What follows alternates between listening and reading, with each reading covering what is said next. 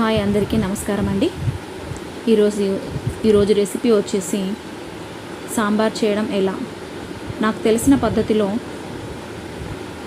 చేసి చూపిస్తానండి.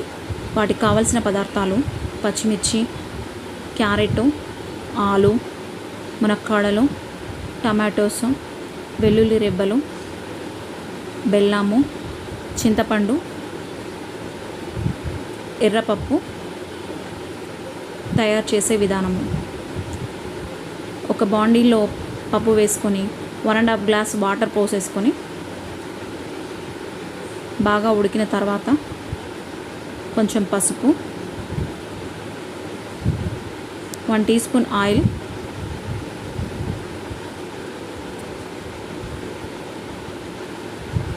బాగా ఉడకనివ్వాలండి. పప్పు మెత్తగా ఉడికిన తర్వాత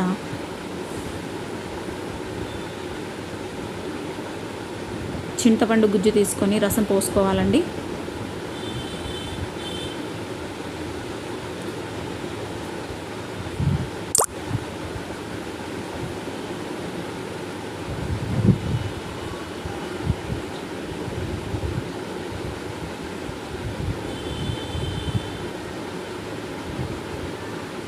చింతపండు రసం పోసుకొని వాటికి కావాల్సినంత వాటర్ పోసుకోవాలి.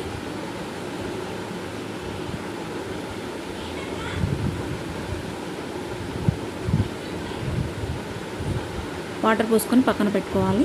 మరొక బాండీ తీసుకొని అందులో 2 teaspoons oil, 1 teaspoon నెయ్యి,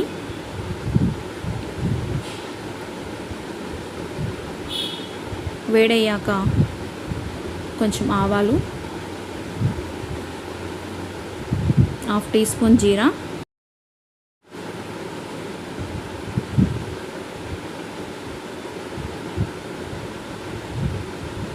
ఎండుమిర్చి 3,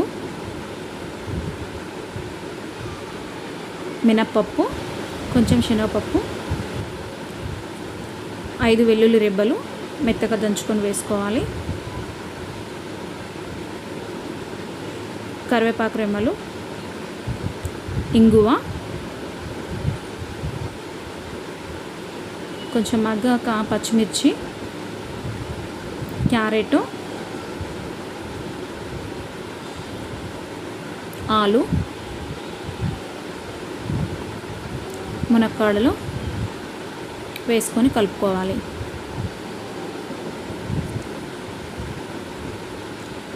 కొంచెం పసుపు,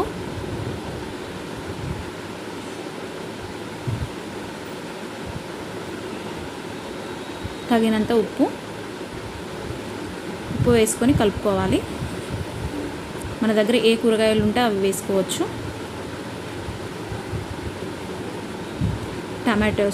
టమాటోస్ తొందరగా మగ్గుతాయి కాబట్టి లాస్ట్లో వేసాను. 1.5 టీ స్పూన్ కారము. బాగా కలుపుకొని మగ్గనివ్వాలి. ప్లేట్ పెట్టేసుకొని కాసేపు మగ్గనివ్వాలి.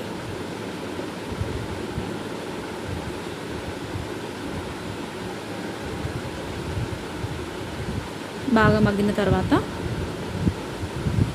రసంలో వేసుకోవాలి. పోపు వేసిందంతా రసంలో వేసుకోవాలి.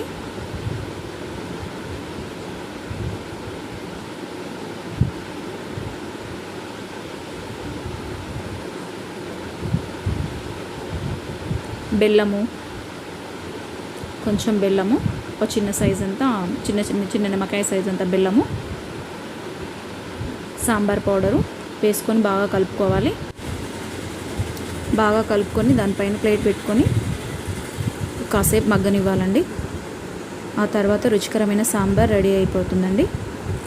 ఈ వీడియో కనుక నచ్చినట్లయితే please like, share, comment, subscribe చేయడం మర్చిపోకండి.